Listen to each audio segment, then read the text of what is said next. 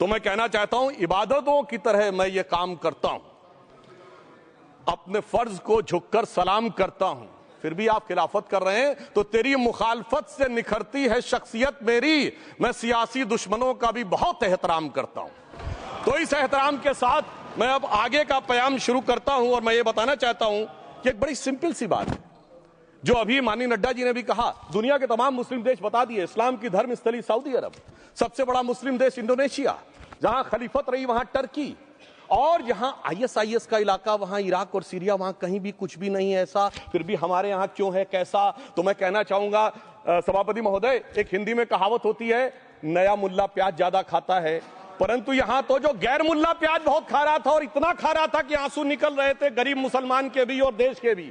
इसलिए मैं कहना चाहता हूं सभापति महोदय, अगर छोड़ दीजिए भारत की बात करिए, तो क्या ऐसी कोई शक्ति सिखों के पास है, ईसाइयों के पास है, यहूदियों के पास है, पारसियों के पास है? नहीं है।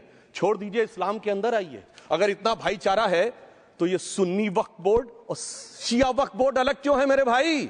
जमीन पे एक दूसरे पे एतबार नहीं है, सिर्फ सियासत के लिए साथ में आने की बात है, ये भी जरा सोचने की बात है। और जो अकलियतों में भी अकलियत है, आगा खानी है, बाकी है, जो बोहरा है, उनकी तो कोई गिनती नहीं है। हमारी सरकार ने पहली बार मुस्लिम समाज के अंदर भी ईमानदारी से सबको समान प्रतिनिधित्व देते हुए एक नई सुबह के नए वक्फ का आगाज किया है। इसके लिए मैं सरकार को बधाई देना चाहता हूं। और सिर्फ ऐसा ही नहीं है, मुस्लिम समाज के अनेक लोग इस प्रकार के नियमों से बहुत प्रभावित हुए और बहुत प्रताड़ित हुए, जिसके अनेक उदाहरण बहुत लोगों ने बताए होंगे। मोहम्मडन एजुकेशन सोसाइटी कोल्हापुर का केस है, ईदगाह मैदान हुबली का केस है, जिसपर सुप्रीम कोर्ट ने साफ साफ उसको हुबली धारवाड़ म्युनिसिपल कॉर्पोरेशन को वापस कर दिया। अनीसा अयाशा वर्सेस तमिलनाडु वक्फ बोर्ड का केस है, तेलंगाना स्टेट वर्सेस मोहम्मद मुजफ्फर का केस है, हिमाचल प्रदेश वक्फ बोर्ड वर्सेस ख्वाजा खलीलुल्लाह का केस है, और सभापति महोदय ताजमहल पर भी दावा कर दिया गया। अब तो मैं पूछना चाहता हूं, और सुप्रीम कोर्ट ने अपने जजमेंट में कहा कि भाई शाहजहां के जमाने का लिखा फरमान लेके आइए, तब हम मानेंगे कि इस पे कोई दावा है या नहीं। आप सोचिए कि अगर ये वक्त का कानून इसी ढंग से चला होता तो क्या होता। अभी हमारे जॉन ब्रिटास जी और मनोज झा जी ने बहुत सारी बातें बोली थी, एक प्यास की बात बोली थी, उन्होंने उड़ीसा के ग्राहम स्टोन्स का जिक्र किया था, तो उसमें तो कांग्रेस की सरकार सीबीआई की इंक्वायरी नहीं कर पाई थी। मगर जब ताजमहल का उल्लेख आता है सभापति महोदय, तो एक प्यास मुझे याद आ जाती है। जब शाहजहां जेल में था और दूर से उस ताजमहल को देखता था और उसे सिर्फ एक सुराही पानी मिलता था, और उसने औरंगजेब से कहा एक सुराही पानी और भिजवा दो, तो जानते उसने मना कर दिया। तो दुखी होकर शाहजहां ने फारसी में लिखा, ए पिसर तू अजब मुसलमानी, जे पिदरे जिंदा आप तरसानी, आफरीन हिंदुआन सदबार, जे देहंद पिदरावा मुर्दा देवम आप। मतलब तू कैसा मुसलमान है जो जिंदा बाप को पानी के लिए तरसा रहा है? तुझसे तो आफरीन 100 बार उन हिंदुओं को है जो पितृपक्ष में मरे हुए बाप को भी पानी देते हैं। और सभापति महोदय, मैं बताना चाहता हूं कि ये हमने ईमानदारी से मुस्लिम समाज के कल्याण के लिए बात की है, क्योंकि एक तरफ खड़ा हुआ है ईमानदार मुसलमान जो शराफत के साथ ईमान को गले से लगाए हुए हैं, और दूसरी तरफ कुछ चंद सरमाएदार हैं जो उस अमानत में खयानत करके शरारत के साथ उसके झंडा बरदार बनना चाहते हैं। तो ये मुकाबला किसके बीच में है? ये शराफत अली और शरारत खान के बीच में मुकाबला है। हमारी सरकार शराफत अली के साथ खड़ी है, हमारी गरीब मुस्लिम के साथ खड़ी है। ये गरीबों गुर्बत वाले गुर्बत अली और सरमाएदारे वाले गाजी खान के बीच का इलाका है।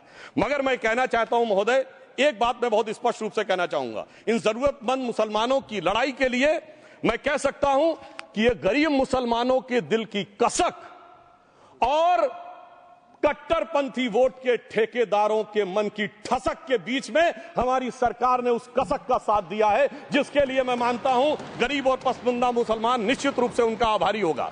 हाँ, मगर जब इसकी बात आती तो भी माननीय खड़गे जी भी बोल रहे थे, माननीय संजय सिंह जी भी बोल रहे थे, मनोज झा जी भी बोल रहे थे कि साहब आपके यहाँ वो कितने पुजारी हैं और कितने किस वर्ग के पुजारी हैं। तो मैं उनको बताना चाहता हूं, केवल अकेले जूना अखाड़े ने पिछले साल 71 SC ST लोगों को महामंडलेश्वर बनाया।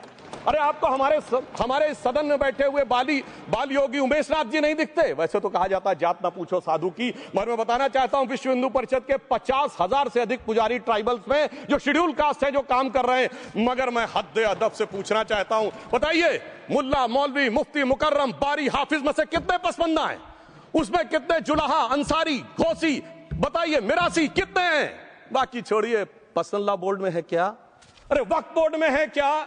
इसीलिए मैं कहता हूं खुद मियां फजीहत दूसरों को नसीहत।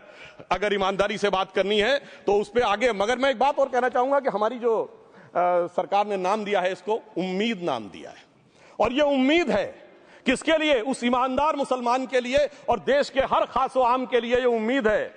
मगर सभापति महोदय, कुछ लोग वो हैं